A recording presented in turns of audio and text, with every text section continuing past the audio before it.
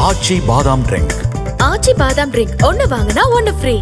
பாமக தலைவர் அன்புமணியின் மனைவி சௌமியா மகள்களுடன் ராமேஸ்வரம் அருகே நம்புநாயகி அம்மன் கோவிலில் மஞ்சள் அரைத்தும் பாமகவின் சின்னமான மாம்பழம் வைத்தும் வழிபாடு நடத்தியது பரபரப்பை ஏற்படுத்தியுள்ளது. பாட்டாளி மக்கள் கட்சியின் நிறுவனர் டாக்டர் ராமதாஸ் அவரது மகனும் பாமக தலைவருமான அன்புமணி இடையே மோதல் நீடித்து வருகிறது.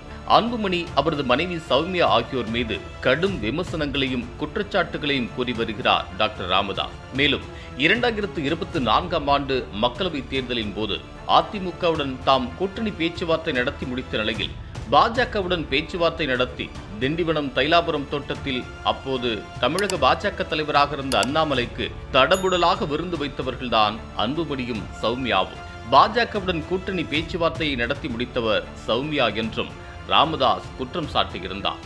இதற்கு அன்புமணி நேரடியாக பதிலளிக்காமல் நான் தவறு செய்திருந்தால் மன்னித்து விடுங்கள் என பாமகவின் மாவட்ட பொதுக்குழு கூட்டங்களில் பேசி வருகிறார். சௌமியா அன்புமணியோ இதுவரை டாக்டர் ராமதாஸுக்கு எந்த பதிலும் சொல்லவில்லை. இந்த நிலையில் மகள்களுடன் ராமேஸ்வரம் சென்ற சௌமியா அன்புமணி அங்கு கோவில் ஒன்றில் வழிபாடு நடத்தியது தற்போது பேசுபொருளாகி இருக்கின்றது.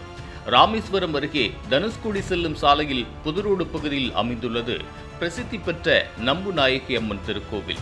இந்த கோவிலுக்கு நாட்டின் பல்வேறு பகுதிகளிலிருந்தும் ஏராளமான பக்தர்கள் வருகை தந்து சாமி தரிசனம் செய்து வருகின்றனர். நம்புநாயகி அம்மன் கோவிலில் பக்தர்கள் வேண்டியது நிறைவேறுவதற்காக அங்கு வைக்கப்பட்டுள்ள அம்மியில் மஞ்சள் அரைத்து அதனை வைத்து அம்மனை வழிபடும் முறை பின்பற்றப்பட்டு வருகிறது. இந்த நம்புநாயகி அம்மன் கோவிலுக்கு மகள்களுடன் சென்றார் சௌமியா அன்புமணி. பின்னர் மகள்களுடன் அம்மியில் மஞ்சள் அரைத்து அம்மனுக்கு படையல் படைத்தார் சௌமியா.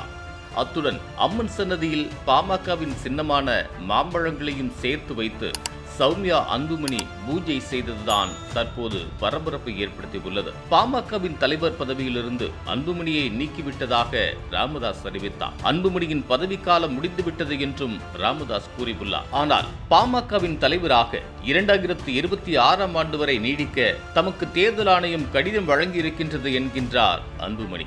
இதனிடையே ராமதாசும் அன்புமணியும் பாமக பொதுக்குழுவை கூட்டவும் இருக்கின்றனர். திண்டிவனம் தைலாபுரம் தோட்டத்தில் நாள்தோறும் பாமக நிர்வாகிகளை ராமதாஸ் சந்தித்து வருகின்றார். ஒவ்வொரு மாவட்டமாக சென்று மாவட்ட பொதுக்குழு கூட்டங்களை அன்புமணி ராமதாஸ் நடத்தி வருகின்றார்.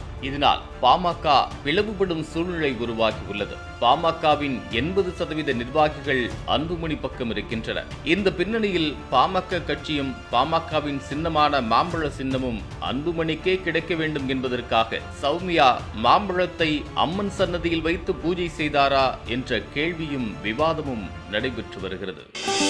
ஆச்சி பாதாம் ட்ரிங்க். ஆச்சி பாதாம் ட்ரிங்க் ஒன்னு வாங்கினா ஒன்னு ஃப்ரீ. மின்னம்பலம்.com தமிழின் முதல் மொபைல் பத்திரிகை.